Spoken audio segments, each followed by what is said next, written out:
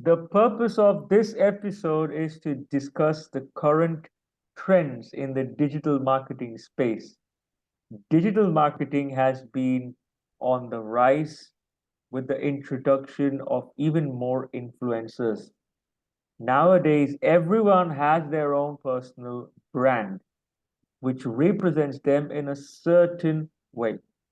Social media is a classic example of how your own little public relation team is operated just by yourself.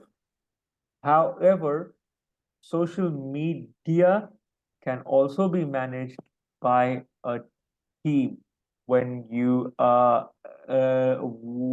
outsource work. Today's guest isn't just a digital marketing pro with over a decade of experience. She's also the founder and creative director of Raft Creative Studio, a boutique agency that co-pilots visionary founders and their product ideas from launch to growth. Rashida also owns a clothing line, the Floating Pineapple. Wow, that's a very interesting name. She Yes. brings a unique mix of a business savvy and creative flair to all her work.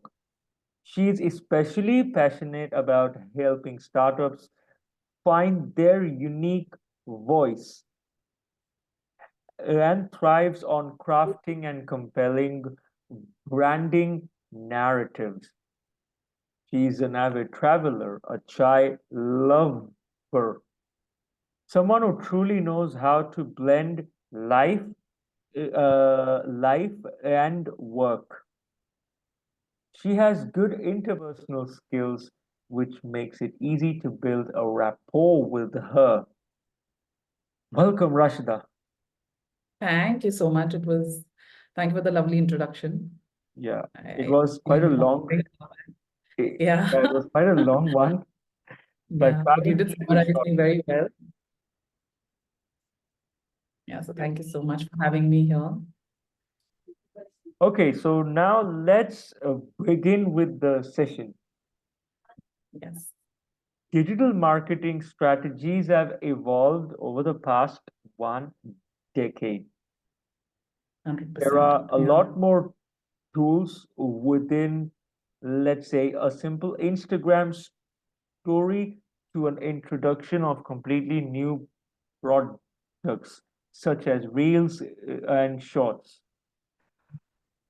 In the olden days, which is a decade back, things were more streamlined. Even stories had limited options. Yes. For example, stories never had music and questions and polls, but now there is just so much more. In fact, you couldn't even hyperlink any YouTube links or blogs. Correct.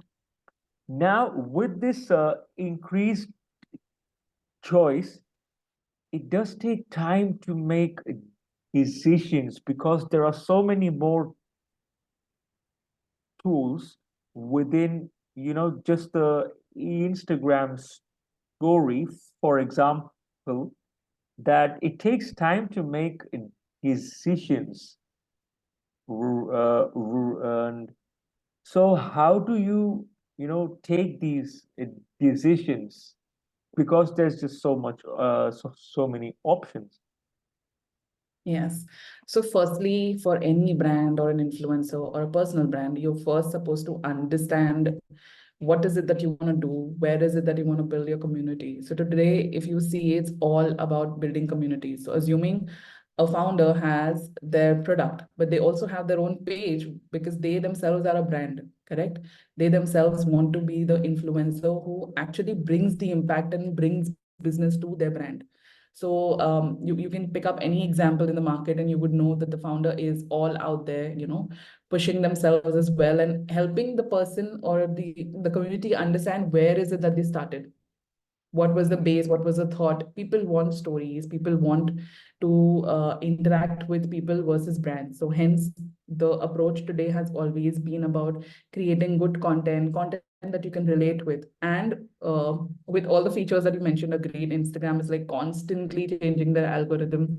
Even recently, they how reels used to be like the top of the thing, where everybody was getting only reel content from people. There was an increase of 22% of engagement on reels on a regular basis, if you were to see. But now Instagram has gone back and they're like, oh no, we don't think reels should get all the attention. Let us now put some more attention to stories and posts and things like that. So the algorithm is constantly changing. Is because people are constantly changing. People don't have the attention span that they used to once upon a time. People are like really scrolling. I mean, imagine for yourself as well. I'm sure, like in a day, if you scroll so much, do you really remember everything? It's just so hard to do that. Nothing. You can, yeah, you just can't. Nothing. It's I very don't hard. remember anything. Yeah, unless something has like really hit your heart and you'll be like, oh wow, or unless something like, made you go like, oh, let me just go check it out. And then you read further about the brand or the product or the service or the offering. That's when like, you go engrossed in the brand. Other than that, you're just like purposelessly, I would say, scrolling. So it's all about, how to wisely choose what's right for you, for your community, try different things out and narrow it down to a small set of things that you do for yourself. Any brand out there, whether a new just to be launched brand, or somebody who's been in the business for like 5 years, they should know what their audience wants and they should keep experimenting. It's great to keeping yourself up with what's in the market, but it's not always about trends. It's about you, or you can also be a trend setter. So it's not that you have to figure and run behind what's working. But yeah, so your positioning should be such that you concentrate on your community building versus what other people are doing. Since the audience, the likes and dislikes are changing really quick, Right. uh, Yeah. what are the challenges and what are the opportunities that you can find within this scenario? So the opportunity is that you want to reach out to the world. The globe is your audience now.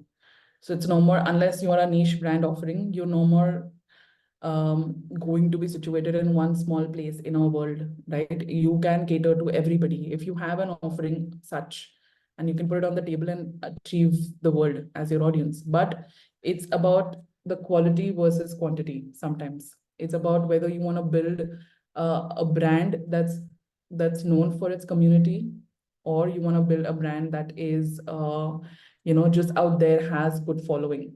So it's a question of how authentic you want to be to your brand and yourself.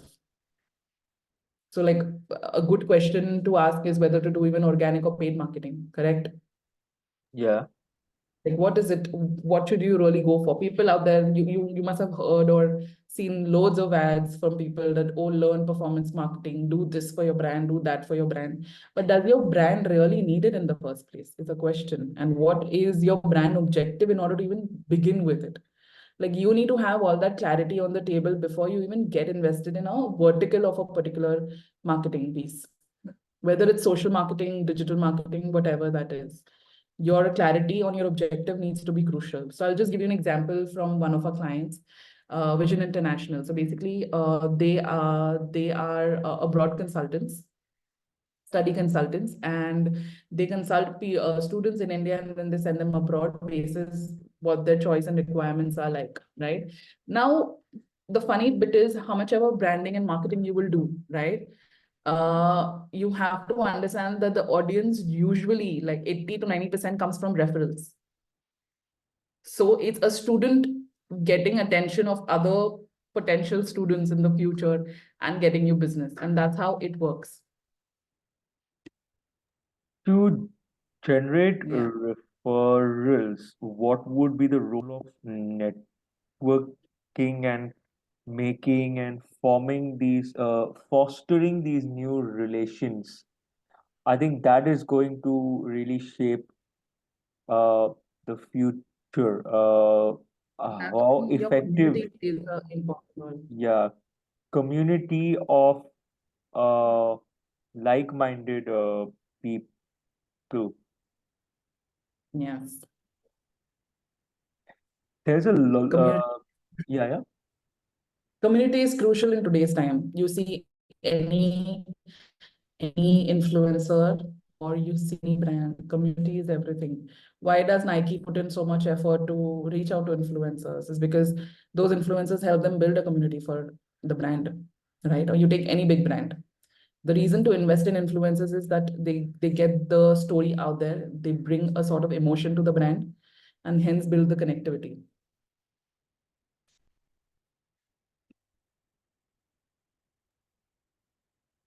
Yes, and nowadays, what I see is that there are so many inf influencers uh, that the number of influencers in the last few years has been massively rising. Somebody once told me that 60% of the youth, the Gen Zs, wants to be an influencer. So everyone, especially Yeah. the new generation of people who are born uh 2011 onwards, they just want to be an influencer. So you'll be surprised how big the market is. So in 2023, the market was around 16.4 billion for influencers. And it's estimated to go 5x, literally 5x by 2028. So what you're saying is very, very true. That's like crucial projections that are there. You're going to have almost like 85 billion people, in the influencer market by 2028. And that is massive. Massive, yeah. But then there's a change of game as well. So the more people enter it, there's a change of game online as well at this point. Like now you see how influencers also pushed, or I would say pressurized to experiment and keep renovating themselves. Right? It's no more like a pattern anymore. कि आपने चार, you do 4 to 5 things and then you're done with it. That's not how it works anymore. It's beyond that. It's about constantly content creating, which is a lot of work, a lot of work. So while a lot of people think it may feel easy at first, but when you actually go on ground to execute, you need a massive dedicated time and space in your mind and in your life to make it happen and to be, I mean, out there and make a revenue out of it. Yeah, I think with the influencers, uh, what I see is that there's a lot of new kind of blend. Yeah. Let us take your example. You're a makeup artist who is also a traveler, who is also a chai coffee lover. So I that's a love tea. unique blend. Uh, Yeah. and a lot of influencers have at least three key areas where they are Yeah. focused versus a few years back when they were only focusing on one thing. Hmm. I would say they were either focusing on one thing or they were focusing on everything. So which was like Okay. confusing as well. Like Mhm. now, if you feel like a makeup artist, a makeup enthusiast is a makeup enthusiast as an influencer, and they know for a fact that this is the territory I should explore. Of course, there's a little clothing, a little house, home decor, and things coming in here and there, but now they know that this is what I should build my niche around, and that clarity is very, very good, because that is what takes them further with brand collaborations and exposure and things like that. It is very challenging, to constantly deal with the changing choices of the audience and the changes in algorithm. If I'm not wrong, every month the algorithm slightly changes, Yeah, so yeah. you Like need to it's so constantly. unpredictable. It's very You know how unpredictable and hashtags, fast. yes, you know how hashtags used to be the thing, and now Oh suddenly you're yes. moving to keywords and SEO, and like it's wow. Like people are still stuck to the hashtag bit, of course. It takes a while for people to catch up, but like people are like marketers like me are looking forward to what Instagram is, releasing next, or what are they going to talk about, how they've changed the algorithm and things like that. So yeah. Well, in case of Instagram, they have launched Threads, which is Yes. basically similar to X, Twitter. Yeah. Twitter, yeah. Yeah, so it's going to be an interesting one. Yeah, but then You know, wasn't Instagram Reels from TikTok, and wasn't shorts, YouTube Short from Instagram reels. Reels. Yeah, so I think that goes on and on and on. Everybody wants to adapt and get into the market with the first, like with a new format, I would say. Yes, and Reels, Shorts, TikTok, everyone is doing well. It's not like one is eating up the market of the other, but every single platform is doing really well, which means that there is a lot more social media consumption, or let me say, there is overconsumption. So over I is the keep right. Yes, and especially in public transport. To So be honest, that's everywhere. I not. mean, now Yeah. let me make a point. Now surroundings are becoming noisier because the minute you're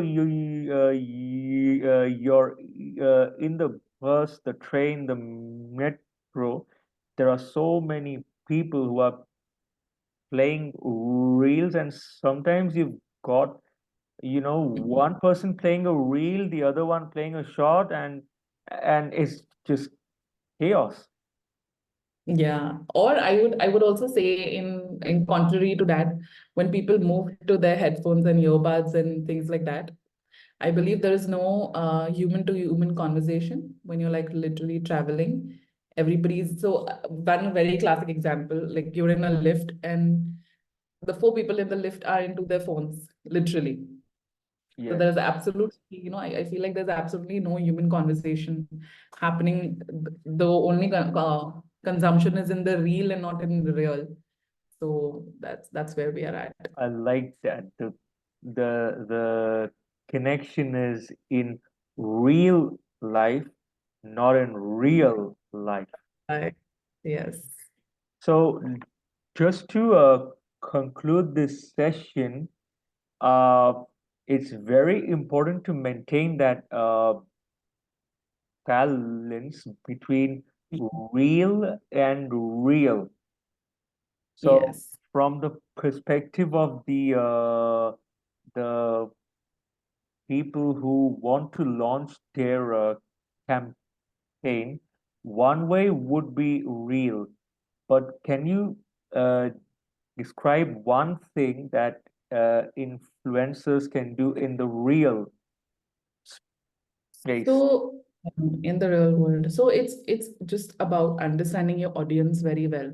Only if you go on floor, speak to them, talk to them, will you understand, what is it that they're really like? Because that customer, the persona, the profiling is so apt. You actually get to know the problems of your brand, And that can only happen if you connect with them offline. It's not going to happen online. Like how much ever algorithm changes, how much ever AI comes into the picture, the real problem is when you hear it from the customer, or the real appreciation is when you actually hear it from the customer. They give you such insights that you will, it's very hard to get online. So I will always recommend a good blend of both. And especially if you are a product brand that can possibly take a stall in a future upcoming exhibition. Just do that, meet your people, learn what they have to say, learn about your pricing strategy, learn about your packaging, pitch. There's so many things, right? So you can really experiment off on floor versus online, literally. One thing that I would like to add is do go for networking events, Oh, yeah. Yes.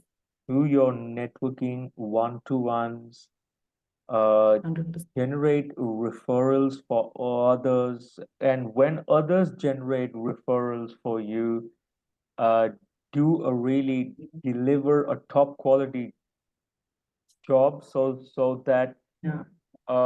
word of mouth becomes the real life marketing, and for the reels we've already got digital marketing experts like you. Yes, 100%. I mean, we are a result of networking, so right then Yeah, and there. that's how we met. Yes. Thank you so thank you so much for the insights. Most welcome. It was lovely catching up. Thank you. Thank you.